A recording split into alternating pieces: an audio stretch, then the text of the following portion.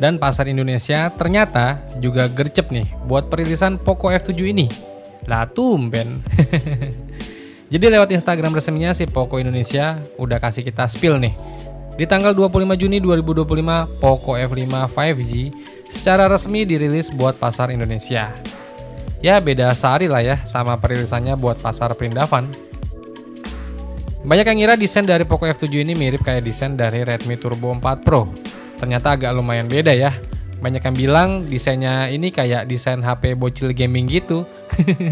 Tapi ya perspektif masing-masing sih. Lah, ini sih kebangetan banget desainnya. Kok bisa ya sekeren ini? Bener-bener dah Poco.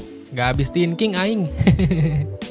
Kalau desain begini plus speknya di luar Nurul sih, ini mah kejem banget sih Poco. Speknya aja bakal sampai tumpah-tumpah, luber dah tuh. Biasanya juga pas masuk pasar Indonesia, Poco Indonesia itu selalu kasih kita harga yang ekstrim sih. Palingan nanti Poco F7 5G kayak yang udah-udah dihargain ya di 5 jutaan, ya nggak? Mantep kan? Buat desainnya ini udah minimalis ya, tapi jeroannya itu udah mantep. Buat layarnya sendiri, Poco F7 ini hadir dengan layar berpanel LTPS OLED, ukurannya 6,83 inch. Resolusinya di 1,5K dan tingkat kecerahan maksimalnya di 3200 nits.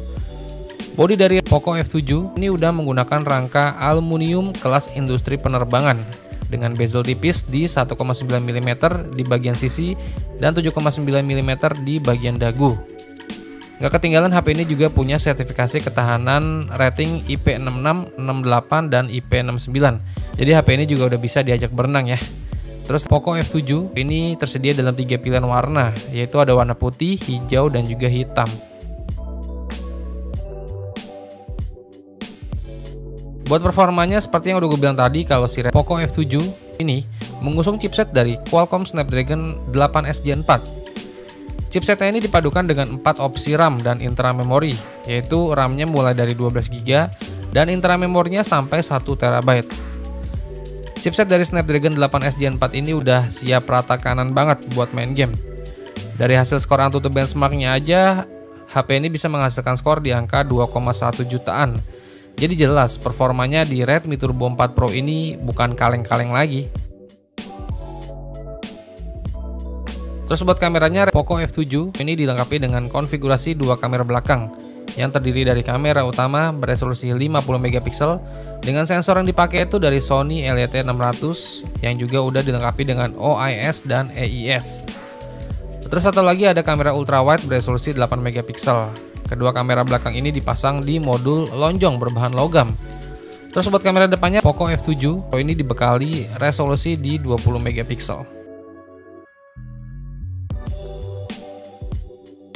Fitur lain yang ada di Poco F7 ini ada pendingin 3D ice cooling dengan kapasitas 6000 mm persegi dan Rage Engine 4.0 untuk menghadirkan performa stabil dalam penggunaan game berat.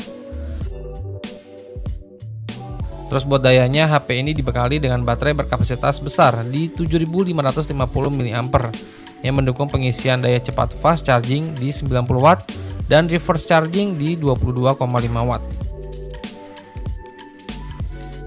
Terus buat harganya nih, kalau di pasar Tiongkok sana kan namanya Redmi Turbo 4 Pro. Nah, di global atau di pasar Indonesia itu nanti di rebranding jadi Poco F7 5G.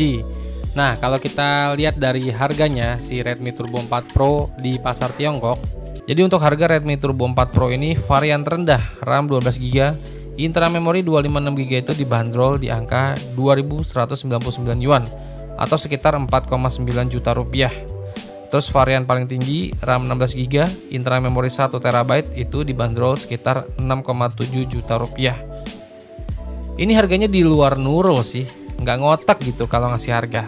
Apa kabar brand lainnya gitu? Ya semoga HP-HP kayak begini bisa dirilis resmi juga ya buat pasar Indonesia. Kan sayang gitu, HP sekeren ini cuma lewat aja, ya nggak?